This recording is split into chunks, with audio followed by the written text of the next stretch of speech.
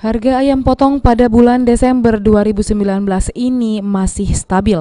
Di pasar tradisional Lemabang, harga ayam potong per kilo masih di angka 28.000 per kilonya sesuai dari harga normal pasaran. Harga ini masih bertahan sejak bulan November kemarin. Untuk penjualan, menurut Rizal, pedagang ayam mengatakan masih stabil. Tidak ada penurunan ataupun peningkatan dari jumlah pembeli yang datang ke pasar untuk membeli ayam potong.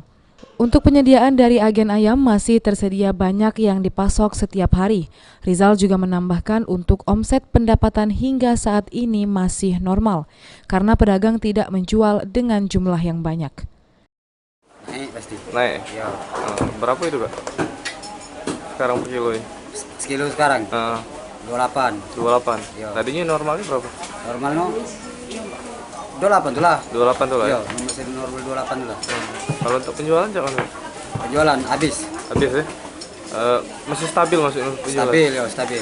Untuk supply sendiri dari agen jangan? Di antara yang Diantar ya? ya, Masih ada tetap sampai sekarang masih ada? masih ada. Oke. Untuk daya jual masih lancar ya? Lancar. Ada peningkatan enggak? Naik itu. Standar ya? Standar itu lah. Oke. Ya, sepi sudah. Karena kan di sini kan banyak. Ade Sunandar, PAL TV.